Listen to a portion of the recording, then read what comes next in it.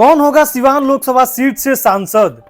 25 मई को वोटिंग है और सिवान लोकसभा सीट से कुल 13 उम्मीदवार ऐसे हैं जो नामांकन दाखिल किए हैं, जिसमें 9 उम्मीदवार तो ऐसे हैं जो निर्दलीय चुनाव लड़ रहे हैं और 4 उम्मीदवार ऐसे हैं जिन्होंने पार्टी ने इनको टिकट दिया है और वो चुनाव लड़ रहे हैं।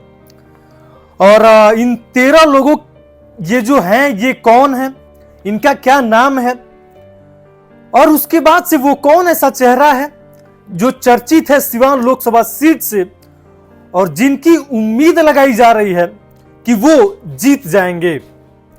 बने रहिए इस वीडियो में, अंत तक पूरा डिटेल्स सिवान लोकसभा के बारे में आपको बताने वाले हैं।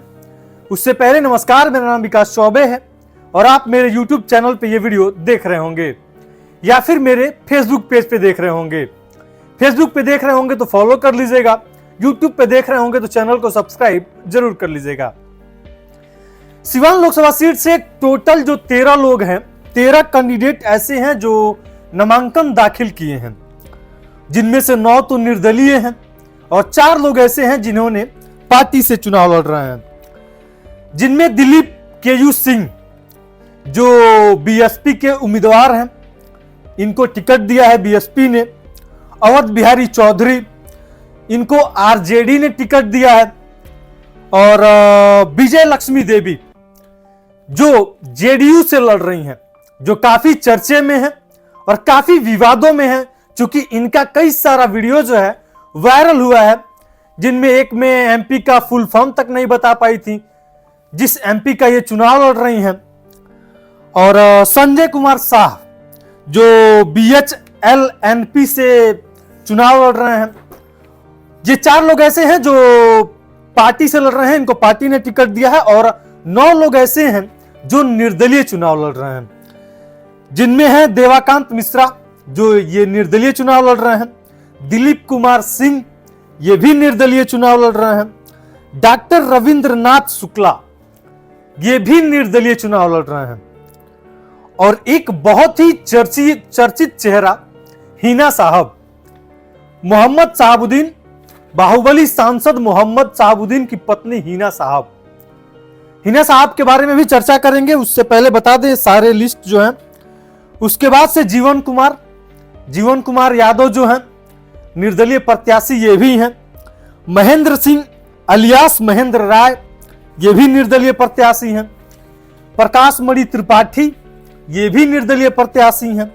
प्रमोद कुमार ये भी सिवान से निर्दलीय प्रत्याशी हैं। और एक और है सत्येंद्र कुशवाहा, ये भी निर्दलीय प्रत्याशी हैं सिवान लोकसभा सीट से। तो ये कुल टोटल 13 लोग हैं जो सिवान लोकसभा सीट से सांसद का चुनाव लड़ रहे हैं, जिनमें सबसे अगर जो कोई चर्चित चेहरा है सिवान लोकसभा सीट से, जिन्हें माना जा रहा है कि ये जो चेहरा है ये जीत सकता है, वो है हिना साहब। हिना साहब जो है पिछले 3 मर्तबा से हैट्रिक लगा चुकी हैं। 2009, उसके बाद से 14 और उसके बाद से 19, 3 मर्तबा से ये सांसद का चुनाव लड़ रही हैं।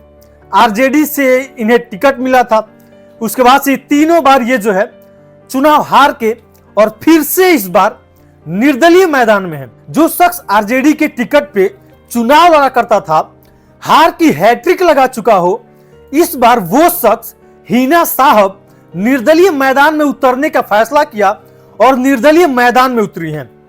और इनका जो परचम है, इनकी जो लोकप्रियता है, वो काफी हद तक इतना बढ़ चुकी है कि अब जो है ऐसा लोग मान रहे हैं कि इस बार का जो सांसद है, जो उम्मीदवार है निर्दलीय हिना साहब, इनको जिता दिया जाएगा।